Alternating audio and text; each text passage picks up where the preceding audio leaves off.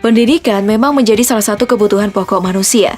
Makanya, dunia pendidikan pasti jadi perhatian buat pemerintah di semua negara.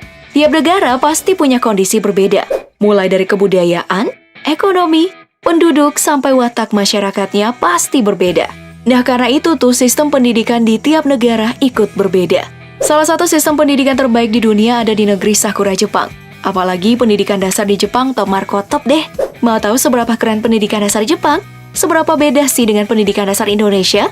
Berikut simak perbedaan pendidikan dasar Jepang dan Indonesia.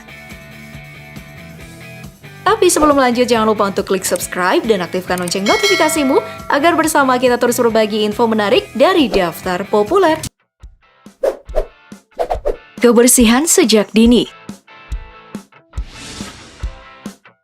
Bersih-bersih juga penting nih. Tahu nggak sih? Kalau Indonesia itu merupakan salah satu negeri yang paling sering nyampah di dunia ini. Nah, katanya sih, kebiasaan nyampah ini terjadi karena kebersihan dan pengelolaan sampah yang baik yang nggak diajarin di dalam kurikulum pendidikan kita. Beda banget dengan Jepang. Dan tahu nggak sih, kalau sekolah di Jepang ini bahkan nggak punya petugas kebersihan. Tuh, hal ini pun disebabkan kurikulum Jepang mengharuskan semua siswa bertanggung jawab atas kebersihan kelas mereka sendiri. Hal ini dilakukan supaya semua siswa ini bisa bekerja sama, berbagi tanggung jawab, dan peka dengan kondisi lingkungan yang kotor. Iya. Kalau ini sih, pasti Indonesia juga bisa. Keren tuh kalau semua orang sadar kebersihan sejak dini, ya nggak sih?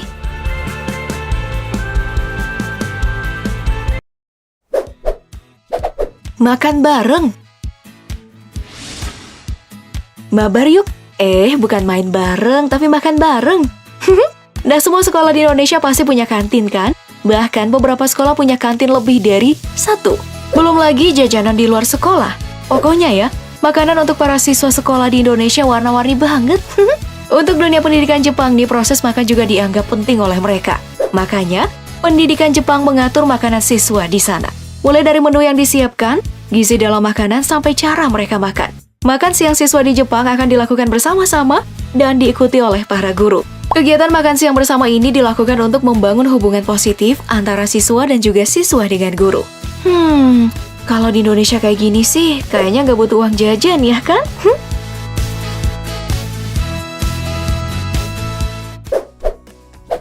Mata pelajaran sedikit. Indonesia terkenal banget tuh dengan jumlah mata pelajaran yang banyak banget. Udah banyak bisa berulang pula dalam seminggu. Kayak pelajaran matematika di SD bisa diajarkan sampai 2 kali dalam seminggu. Nah, kalau di Jepang beda lagi nih. Untuk pendidikan dasar di Jepang, mata pelajarannya itu tergolong sedikit dan cuma diajarkan di hari tertentu doang. Jadi nggak bakal ada mata pelajaran yang berulang dalam seminggu. Pilih yang mana nih? Pilih belajar seminggu sekali tapi waktunya lama, atau pilih sebentar tapi 2-3 kali seminggu.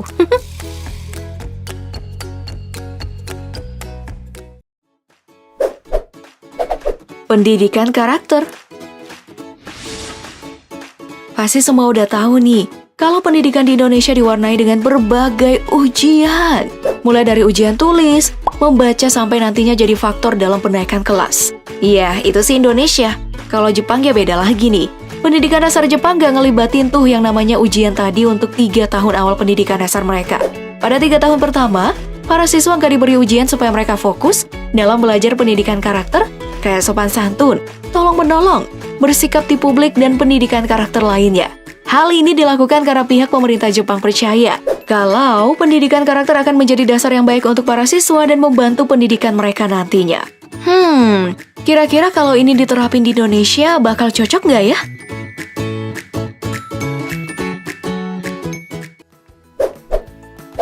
Membaca dulu.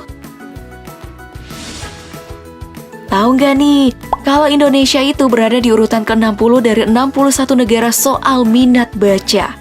Ya, minat baca orang di negeri kita ini emang rendah banget. Banyak yang bilang kalau minat baca rendah ini terjadi karena orang Indonesia nggak terbiasa membaca buku saat di sekolah. Hayolah ngaku, siapa nih yang males baca? Aku juga sih kadang-kadang. Nah, kayaknya nih Indonesia punya jalan yang masih panjang untuk masuk ke dalam 10 besar.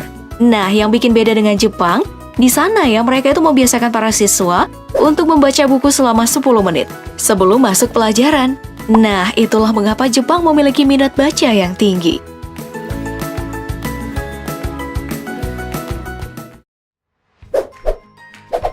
perlengkapan sekolah.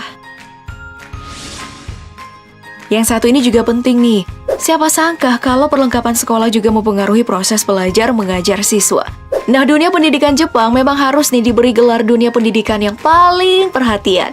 Karena merhatiin sampai perlengkapan sekolah muridnya. Di Jepang gak ada tuh tas yang beda. Sepatu beda kayak yang ada di Indonesia. Kalau di Jepang semua serba sama mulai dari tas sampai sepatu itu udah ada yang disediain. Perlengkapan sekolah ini sengaja disamakan supaya nggak ada satu siswa pun yang minder dengan perlengkapan sekolah temannya.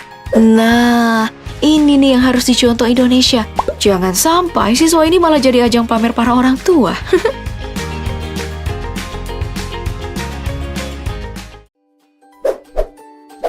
Seragam sekolah.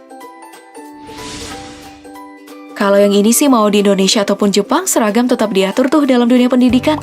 Tapi ya kalau mau dibandingin keduanya, jelas Indonesia lebih ribet daripada Jepang. Seragam sekolah di Indonesia itu ada 3 ya kan?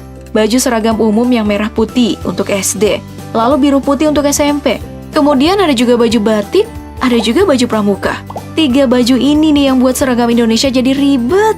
Kalau di Jepang, seragam siswa cuma ada 1 macam. Ya, meskipun semua sekolah punya seragam yang beda-beda sih.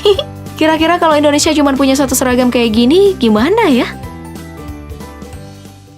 Nah, meskipun sistem pendidikan Jepang punya banyak kelebihan, tapi pendidikan Jepang juga punya minus, yaitu tekanan belajar yang ngeri banget. Bahkan kasus bunuh diri di Jepang itu salah satu yang terbanyak di dunia. Nah, kalau menurut kamu, mendingan sekolah di Indonesia atau di Jepang? Silahkan tulis di kolom komentar ya.